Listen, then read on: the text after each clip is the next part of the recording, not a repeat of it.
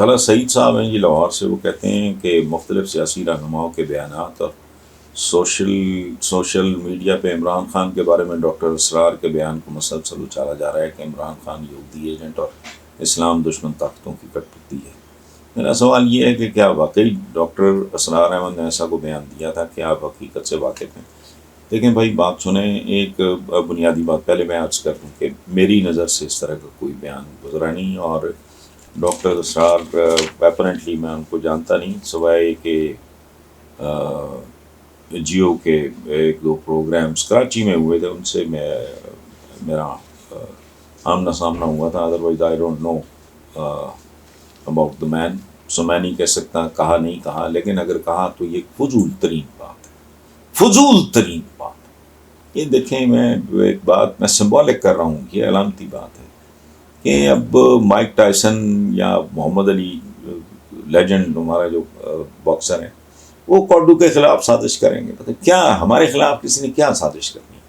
جو پورے عالم اسلام کا جو حال ہے، ہم اس کی اکلوتی ایٹمی طاقت ہیں، کیا ہم نہیں جانتے کہ ہم کہاں کھڑے ہیں، ہماری حیثیت کیا ہے، اوقات کیا ہے؟ سمپل۔ بے روزگاری کہاں کھڑی ہے، جہالت کہاں کھڑی ہے، غربت کہاں کھڑی ہے، کرائم کہاں کھڑا ہے، ہماری اخلاقیات کا کیا حال ہے، ہمارے لیڈرز کتنے بڑے ڈاکو اور لٹیرے ہیں۔ یہ کوئی ڈھکی چھپی بات ہے؟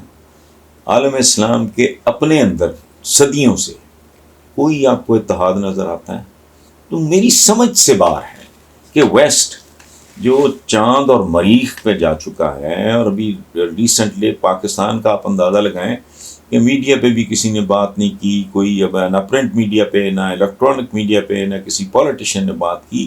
یہ جو ان کی جیمز یا پتہ نہیں کیا ٹیلیسکوپ جو گئی ہے، خدا کی پناہ، دنیا کی تاریخ بدل گئی ہے، اور یہاں کسی کو پتہ ہی نہیں، اتنی چھوٹی چھوٹی خبریں چھپیں۔ اچھا، علم کے معاملے میں دیکھ لیں، ہمارے نوبل پرائز اٹھائیں، اور ہے بھی اگر کوئی تو فضول کاموں میں ہے، شاعری ماری میں، یہ وہ کوئی ایجادات، جتنی ایجادات سے بنی نوع انسان آج فائدہ فیض اٹھا رہا ہے، ان میں سے ایک بھی کسی مسلمان کی ہے نہیں۔ تو ہمارے خلاف سازش کی میری عقل میں نہیں کبھی آئی، اور یہ ہماری بھیانک غلطیوں میں سے ایک ہے۔ بوتھا اٹھا کے کہہ دیتے ہیں کہ یہ انگلینڈ نے، گورے نے بر صغیر پہ قبضہ، اور تم سے سینکڑوں بڑا ملک ہے، اس نے آ کے قبضہ کر لیا، تم ان سے سازش کہہ رہے ہو؟ کوئی شرم بھی نہیں آتی؟ مغلوں کا حال پتہ ہے کیا تھا اس وقت؟ اس سے پہلے پورچگیز آئے، مار مار کے انہوں نے جو آتا تھا چھتر مارتا تھا، چونکہ ان کے پلے ہی کچھ نہیں تھا۔ اور دوسری بات یہ ہے کہ سازش اگین وہ اسٹریٹجی ہی کی قسم ہوتی ہے۔ اگر آپ کا دشمن آپ سے سپیریئر مائنڈ رکھتا ہے اور بہتر اسٹریٹجی بناتا ہے تو آپ اسے سازش کہیں گے۔ اگر آپ کا کوئی دوست یہی کام کرے گا، آپ اسے کہیں گے بڑی اچھی اسٹریٹجی بنائی۔ تو یہ فضول بات ہے۔